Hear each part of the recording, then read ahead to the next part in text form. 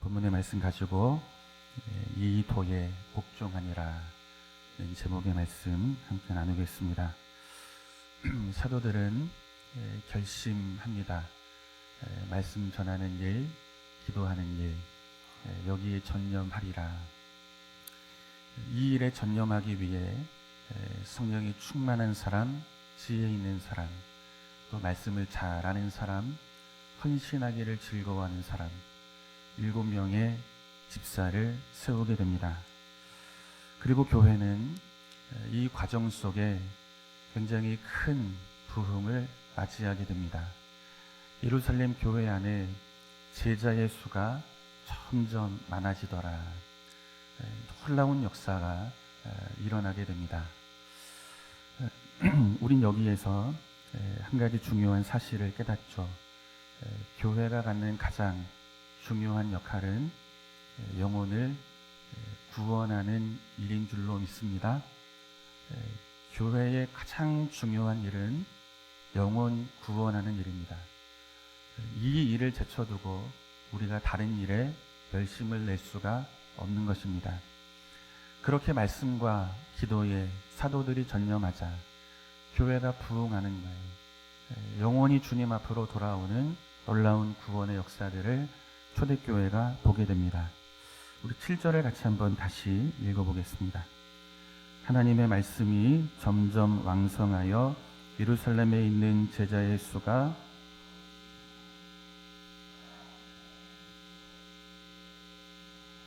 아멘. 놀라운 일이 벌어지고 있는 거죠. 지금 편하게 예수를 믿을 수 있는 때가 아니죠. 예수를 믿는 믿음의 길은 고난이 따라오는 길입니다. 사도들이 어디에 끌려갑니까? 공회에 끌려갑니다. 예수 믿는 것 때문에, 예수 이름으로 가르치는 것 때문에. 사람들은 봅니다. 예수를 믿으면 내가 어떤 처지에 가게 될지.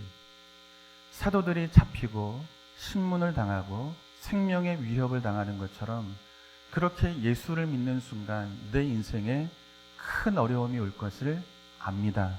그런데 제자의 수가 많아집니다. 놀라운 기적이 초대교회 안에 일어나고 있는 거죠. 그런데 오늘 본문은 이보다 더 큰 놀라운 일을 우리에게 소개하고 있습니다. 허다한 제사장의 무리도 이 도에 복종하더라. 제사장들이 예수 그리스도의 복음 앞에 복종하고 순종하는 놀라운 일이 일어나게 된 것을 성경은 기록해서 보여주고 있는 거예요.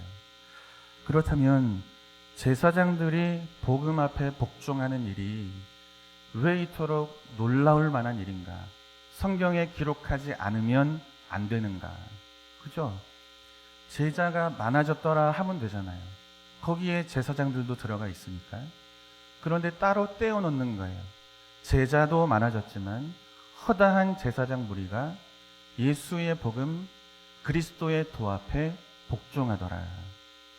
성경은 이 사건으로 우리에게 말씀해주고 싶은 게 있는 거죠. 우리 한번 확인해 보겠습니다. 히브리서 7장 26절, 27절 같이 읽겠습니다. 이러한 대제사장은 우리에게 합당하니 거룩하고 악이 없고 더러움이 없고 죄인에게서 떠나 계시고 하늘보다 높이 되시니라. 그는 저 대제사장이 먼저 자기 죄를 위하여 다음에 백성의 죄를 위하여 날마다 제사 드리는 것과 같이 할 필요가 없으니 이는 그가 단번에 자기를 드려 아멘. 제사장이 하는 일은 제사 드리는 일입니다.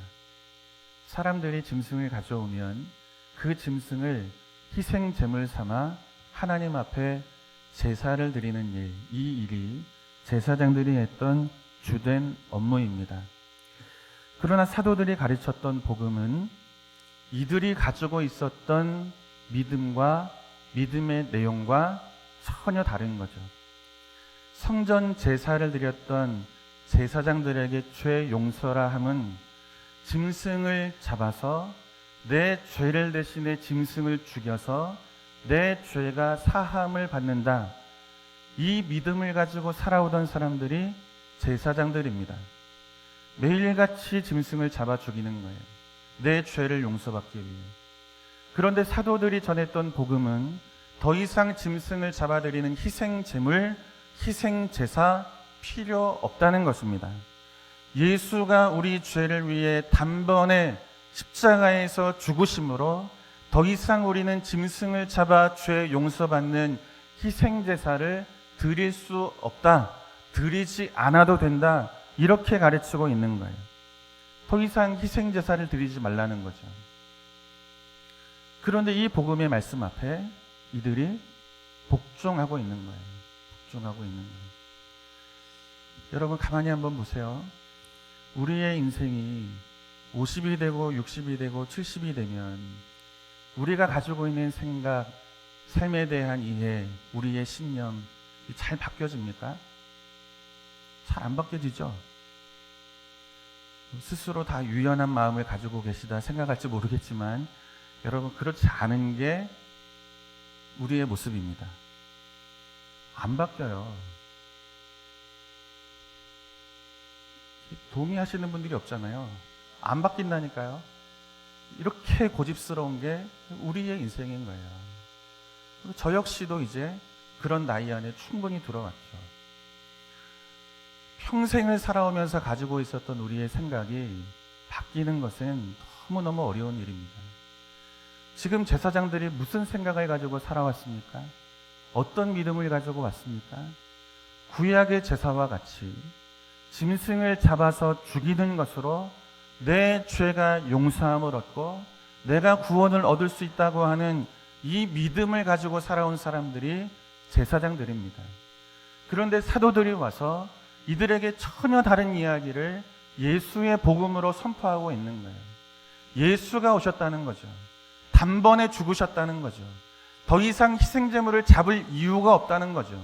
예수가 죽어 단번에 죽으심으로 우리의 모든 죄를 사하셨다는 거죠. 예수를 구주로 믿고 그분을 경배하는 자가 되라. 예수의 복음을 이들 앞에 선포하고 있는 것입니다. 평생을 가지고 왔던 믿음, 평생을 가지고 왔던 신앙의 신념 바뀌지가 않는 거예요. 그런데 이들이 바뀌었다는 거예요. 이들의 심령 안에 놀라운 변화가 일어났다는 것을 성경은 우리에게 보여주고 있는 거죠. 상충되는 이해를 가지고 살았던 사람들 아닙니까? 짐승을 잡아야 되고 더 이상 짐승을 잡지 않아도 된다는 이 생명의 복음 앞에 이들의 마음이, 이들의 신념이 가지고 있었던 생각들이 완전히 뒤집어지고 바뀌어졌다는 것을 성경은 오늘 이 말씀을 통해 우리에게 보여주고 있는 것입니다. 결국 성경은 우리에게 무엇을 말씀합니까? 예수를 믿는 것은 변화가 일어나게 된다는 것입니다.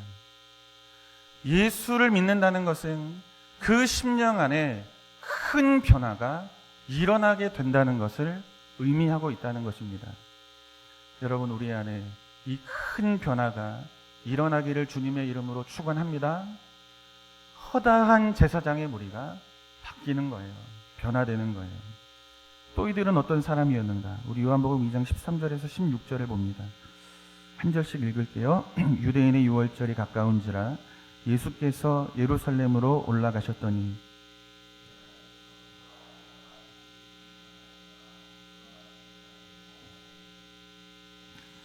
독근으로 채찍을 만드사 양이나 소를 다 성전에서 내쫓으시고 돈 바꾸는 사람들의 돈을 쏟으시며 상을 엎으시고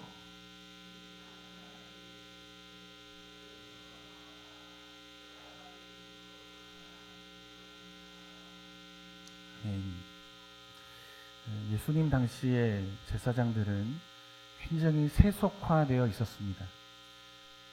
돈을 사랑하는 사람들이었어요. 성전에서 장사하는 사람들의 뒤를 봐주고 이익을 얻었던 것이 제사장들입니다. 아무도 아무런 말을 하지 않습니다. 이것이 잘못인 것을 알지만 한 사람도 제사장들에게 시비 거는 사람이 없습니다. 하나님이 세우셨거든요. 아론의 가문에서 난 자들이거든요. 누가 건드리겠습니까? 잘못인 것을 알고도 제사장들의 삶에 대하여 건드리는 자가 한 사람도 없습니다. 그런데 예수님이 오십니다. 오셔서 말씀하시는 거예요. 내 집을 내 아버지의 집을 장사하는 집으로 만들지 마라. 채찍을 만드시고 소와 양을 다 내쫓으시는 거죠. 장사하는 자들의 상을 다 엎으시는 거예요. 환전하는 사람들의 상을 다 엎으시는 거예요. 여러분, 제사장들에게 예수님은 어떤 자입니까? 자기가 가고자 하는 길을 가로막는 자죠. 눈앞에 보이는 이익을 빼앗아가는 자죠. 원하는 대로 살지 못하도록 내 길을 가로막는 걸림돌이죠. 눈에 가시와도 같은 존재죠. 그래서 제사장들은 예수님을 싫어합니다. 예수가 가르친 복음을 듣고 싶어하지 않습니다. 예수의 복음 앞에 논쟁을 벌였던 사람들이 제사장들입니다. 심지어 예수를 십자가에 못 박는 자리에 함께 했던 사람들이 제사장들입니다. 그런데 이들이 바뀌었다고요. 이들이 변화되었다고요. 예수 그리스도가 싫어서 십자가에 못 박기 위해 애를 썼던 자들이 이제는 예수의 복음이 사도들을 통해서 들려지자 이들의 마음에 큰 변화가 일어나는 거죠. 성령께서 그 말씀으로 역사하시는 거죠. 이전에 가지고 있었던 지식, 내가 가지고 있었던 믿음, 신념이 아니라는 것을 알고 예수의 복음 앞에 굴복하고 복종하는 자들로 이들의 내면이 바뀌어졌다고 성경은 우리에게 말씀하고 있는 것입니다. 우린 여기에서 중요한 한 가지 사실을 발견하게 되는 거예요. 그리스도인이 된다는 것은 근본적인 변화가 우리 안에서 일어나게 되었다는 것을 의미한다는 것입니다. 그저 옷을 바꿔 입는 것 같은 변화가 아니라 내면이 바뀌어지는 거예요. 내 속사람이 이전에 없던 사람으로 바뀌어지는 거예요. 우리가 가지고 있는 인생의 목적 바뀌는 거예요. 삶의 가치 바뀌는 거예요. 우리 안에 큰 태풍이 말씀으로 몰아쳐서 이전에 우리의 옛 자아가 이 말씀 앞에 설복을 당하고 하나님의 은혜 앞에 새로운 피조물로 창조되어지는 이 놀라운 역사, 이 변화가 예수 그리스도를 믿는 믿음의 사람에게 반드시 나타난다고 성경은 우리에게 말씀하고 있는 거예요. 보라는 거죠. 제사장들도 이렇게 바뀌었다는 거예요. 예수를 믿으면 여러분, 우리의 인생 가운데 참된 변화가 일어나야 할 줄로 믿습니다. 새로운 존재로 바뀌어지는 거예요. 새로운 존재로. 이전에 가지고 있던 것을 다 내려놓는 거예요.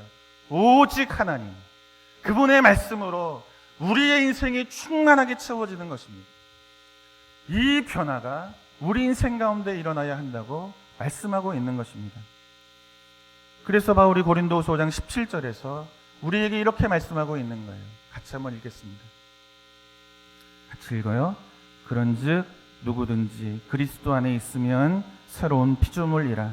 이전 것은 지나갔으니 보라 새 것이 되었도다. 아멘. 그리스도 안에 있으면 새로운 피조물이라.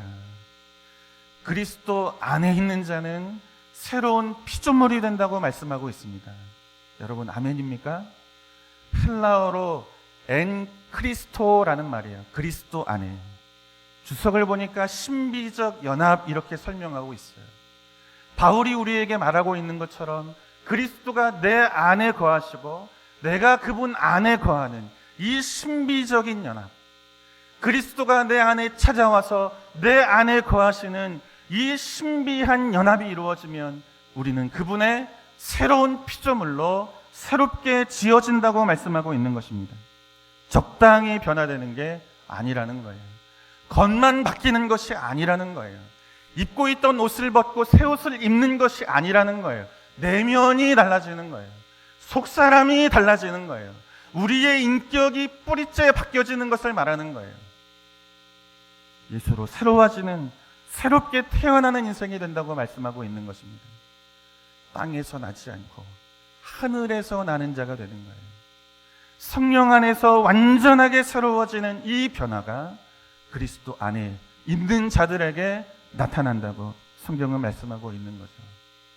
허다한 제사장의 무리가 그리스도의 복음 앞에 복종합니다. 그리스도를 죽이기 위해 애썼던 자들이 이 얼마나 큰 변화입니까? 예수를 죽이던 자들이 이제 예수가 내 주라고 하는 고백 앞에 복종하고 무릎을 꿇으니 이보다 더 큰 변화가 어디 있겠습니까? 성령께서 말씀의 태풍으로 이들의 속심령을 뒤집어 놓으시는 거죠. 새롭게 창조하시는 거죠. 여러분, 이 변화가 이 아침 이 자리에 있는 모든 성도들에게 있기를 다시 한번 주님의 이름으로 축원합니다. 우리는 교회를 다니면 저 사람 예수 믿는 사람이야, 이렇게 이야기를 해요. 밥 먹기 전에 기도하는 일 집에서는 잘 되죠.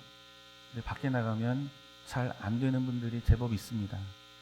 그 제법 안 되는 일을 밖에서 기도하고 밥 먹을 때 사람들은 저 사람 진짜 예수 믿는 사람이다.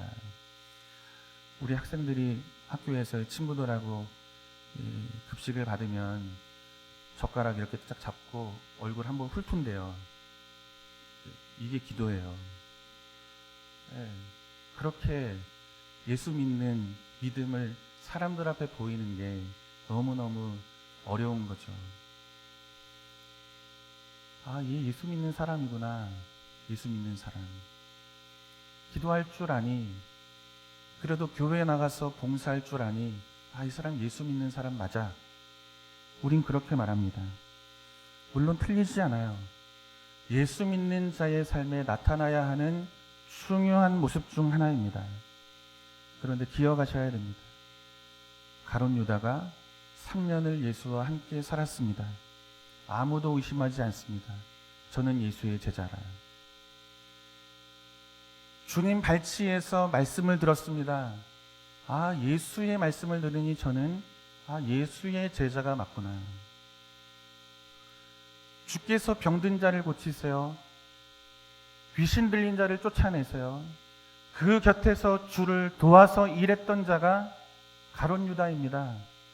사람들은 말합니다. 특별한 사람이라고, 예수 믿는 사람이라고, 우리와 다른 사람이라고. 그런데 은 30을 예수를 파는 대가로 받습니다.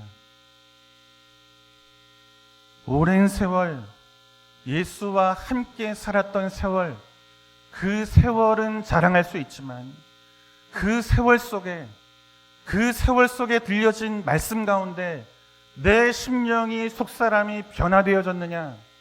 답할 길이 없는 인생이죠. 예수와 함께 살았지만 사람들은 그런 예수의 제자라 말하지만 그 속심령이 변하지를 않는 거예요. 예수의 사람입니까? 예수를 믿으면 여러분, 우리 인생 전체가 바뀌어지게 되는 것입니다. 우리가 가지고 있었던 삶의 모든 가치와 철학과 신념이 다 내려놓아집니다. 오직 하나님의 말씀, 그 말씀의 법 앞에 살아가는 자로 바뀌어지게 되는 것입니다. 이것이 예수를 믿는 것이고 이와 같은 일이 제사장들에게 일어났다고 말씀하고 있는 거예요. 이 변화가 예수 믿는 믿음의 증거입니다. 그리고 이러한 변화는 복종으로 순종으로 이어집니다. 우리 7절을 다시 한번 읽어요. 같이 읽습니다. 하나님의 말씀이 점점 왕성하여 예루살렘에 있는 제자의 수가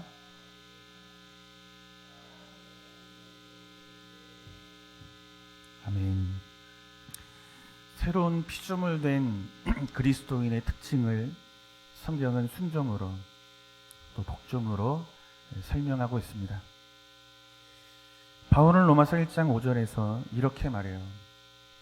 하나님이 내게 은혜를 주셨고 사도의 직을 주셨는데 이것으로 나로 하여금 이방인들을 믿어 순종케 하려 함이라. 이렇게 말씀하고 있습니다. 믿음은 순종으로 연결이 되는 거예요. 내게 은혜를 주셨다는 거예요. 내게 사도의 직을 주셔서 예수의 복음을 전하게 하셨다는 거예요. 이 복음으로 이방인들이 믿음에 이르고 그 믿음이 순종으로 이어지도록 하나님이 나를 은혜로 사도의 직분으로 세우셨다는 것입니다. 여러분, 믿음은 반드시 순종이라는 열매로 나타나게 되어 있습니다. 여러분, 우리는 예수 그리스도를 믿는 자들인 줄로 믿습니다. 성령께서 우리의 속사람을 새롭게 지으신 줄로 믿습니다. 이 믿음이 우리 안에 있는 줄로 믿습니다. 그럼 이 믿음은 우리에게 무엇을 만들어내는가? 순종을 만들어내는 거예요. 순종을. 허다한 제사장의 무리들, 예수를 대적하던 자들이 복음 앞에 굴복하자 이들의 인생이 하나님의 말씀에 복종하는 일이 열매로 맺어졌다고 말씀하고 있는 것입니다. 변화는, 믿음은 우리를 순종의 자리에 세우는 것입니다. 여러분, 우리가 하나님 앞에 오늘 순종하는 자로 살아가고 있는지를 돌아보셔야 되는 거예요. 사도 베드로 역시 똑같은 이야기를 우리에게 가르칩니다. 베드로전서 1장 2절의 말씀을 보면 하나님께서 우리를 미리 아셨고 성령이 우리를 거룩하게 하셔서 우리를 순종하는 자 되게 하셨다, 이렇게 말씀하고 있어요.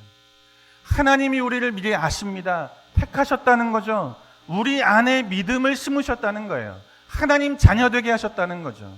성령으로 우리를 거룩하게 하신답니다. 성화의 과정 속에 우리를 인도해 가신다는 거죠. 그런데 그 믿음이, 그 성화가 무엇으로 연결됩니까? 순종으로 연결되고 있음을 성경은 분명히 말씀하고 있는 거예요. 사랑하는 성도 여러분, 이 아침 우리 가슴에 순종이라는 두 글자를 깊이 새기고 돌아가는 아침 되기를 주님의 이름으로 축원합니다. 순종이 예수의 사람이라는 증거라는 거예요. 순종. 말씀 앞에 항복하는 자가 예수의 사람이라는 거예요. 변화된 사람이라는 것입니다. 말씀을 묵상하다가 그런 생각이 들었어요. 왜 성경은 예수 믿는 자의 특징을 순종과 복종으로 설명할까? 왜 헌신으로 설명하지 않고, 왜 충성으로 설명하지 않고, 많은 물질을 드리는 것으로 설명하지 않고 순종과 복종으로 예수 믿는 자의 특징을 설명하고 있는가? 창세기 2장을 보면 아담과 하와를 지으시고 말씀하십니다. 동산에 있는 각종 나무의 열매는 임의로 취하되 선악을 알게 하는 나무 그 열매만큼은 절대로 건드리지 마라. 보지도 마라. 만지지도 마라. 하나님 이렇게 말씀하시죠. 먹는 날에는 반드시 죽게 될 것이라. 아담과 하와가 듣습니다. 하나님 말씀을. 어려운 말씀입니까? 충분히 이해하고도 남는 말씀이죠. 아담과 하와 앞에 에덴 동산을 주시는 거예요. 놀라운 땅을 주시는 거예요. 아름다운 땅을 주시는 거예요. 풍족한 땅을 주시는 거예요. 조금도 부족함이 없는 땅을 주시는 거예요. 이 땅을 주신 분이 하나님이시구나. 하나님이 누구신지를 알게 하는 거예요. 그 위대하신 하나님이 말씀하시는 거예요. 어려운 말씀 아니에요. 뭐든지 마음대로 다 해라. 그러나 한 가지만 안 된다. 선악을 알게 하는 나무 이것만큼은 건드리지 마라. 이해가 안 됩니까? 천지와 만물을 지으시고 이 모든 것을 내게 주셔서 누리게 하셨는데 이 말씀이 이해가 안 됩니까? 충분히 이해되죠. 말씀을 들어요. 이해도 돼요. 그런데 뭐가 없습니까? 순종이 없습니다. 우리 온 우주와 만물이 하나님의 작품인 것을 믿습니다. 그 하나님께서 한치의 오차 없이 우주를 주관하시고 세상을 주관하시고 인생과 역사를 주관하시고 우리의 삶을 주관하신다는 것을 우리는 믿습니다. 그분이 우리에게 말씀하십니다. 이해되지 않는 말씀입니까? 충분히 이해되죠. 세월 속에 주가 우리에게 하시는 말씀이 무슨 말씀인지 우리는 깊이 알아갑니다. 그런데 뭐가 없습니까? 순종이 없습니다. 듣는 것으로, 아는 것으로, 이해하는 것으로, 가르칠 수 있는 많은 것을 가지고 있는 것으로 충분하지 않다는 거예요. 성도는 순종으로 하나님 앞에 나가야 한다는 것입니다. 이것이 오늘 본문이 우리에게 말씀하고 있는 중요한 내용이에요. 우리의 삶으로 이 말씀을 가져오셔야 됩니다. 매 주일 우리는 빠지지 않고 예배합니다. 평생을 말씀을 들으며 삽니다. 그런데 듣는 것만으로 안 된다고요. 이해한 것으로 내가 그리스도인이라 아니라고요. 충분하지 않다고요. 순종하는 것으로 우리의 성도됨은 증명이 되는 거예요. 그렇다면 순종이라는 것은 무엇을 말하는가? 순종의 길의 첫 걸음은 하나님의 말씀을 거절하지 않는 것입니다. 하나님 말씀을 거절하지 않는 거예요. 때로는 하나님 말씀이 우리를 찌를 때가 있습니다. 나를 괴롭게 할 때가 있어요. 말씀을 묵상하다 보면 저도 괴로울 때가 참 많아요. 내 생각과 왜 이렇게 하나님 말씀이 다른가 할 때도 적지가 않습니다. 그런데 여러분, 그때 나를 찌르는 그 말씀, 나를 괴롭게 하는 그 말씀 거절하지 않는 은혜 있기를 주님의 이름으로 축원합니다. 하나님 말씀을 거절하지 않는 것으로 우리의 순종은 첫 걸음을 내딛게 되는 거예요. 우리 한번 확인해 볼게요. 사도행전 7장 51절에서 54절입니다. 우리 한 절씩 읽겠습니다. 목이 곧고 마음과 귀에 할례를 받지 못한 사람들아, 너희도 너희 조상과 같이 항상 성령을 거스르는도다.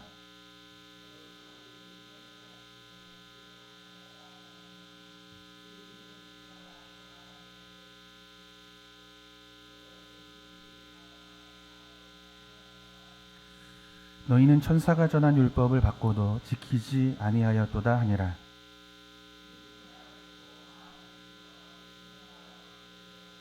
아멘. 우리가 읽은 본문 그 아래 8절부터는 스데반 집사가 공회 앞으로 끌려가는, 말씀을 전하다가 잡혀서 끌려가는 장면을 기록하고 있습니다. 그리고 7장은 공회 앞에서 스데반 집사님이 담대하게 설교하는 장면을 기록하고 있어요. 그 설교의 내용 중에 한 부분이 우리가 조금 전에 읽은 말씀입니다. 스데반 집사는 공회 앞에 끌려가지만 담대히 주의 말씀을 전합니다.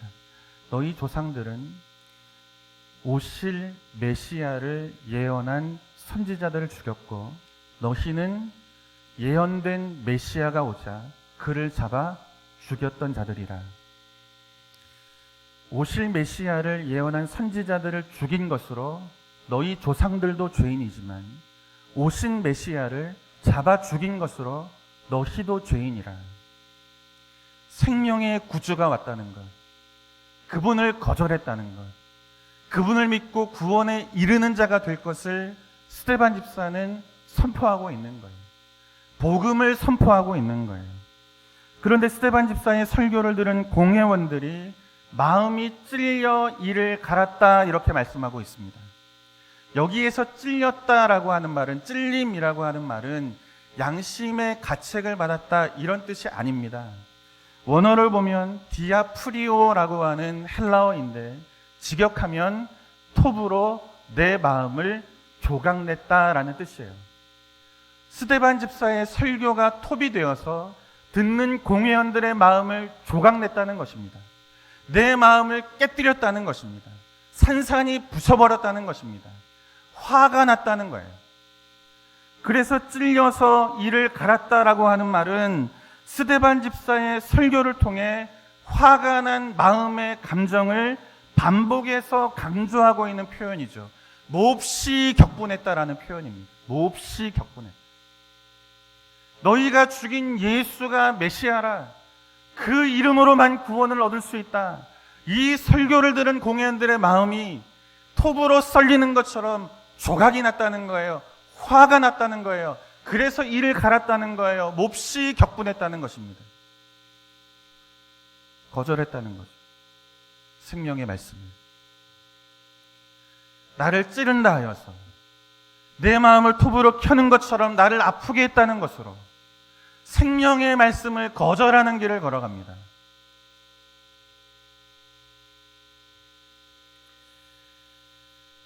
사랑하는 성도 여러분, 하나님께서 성령 가운데 말씀으로 우리의 마음을 간섭해 주시기를 주님의 이름으로 축원합니다.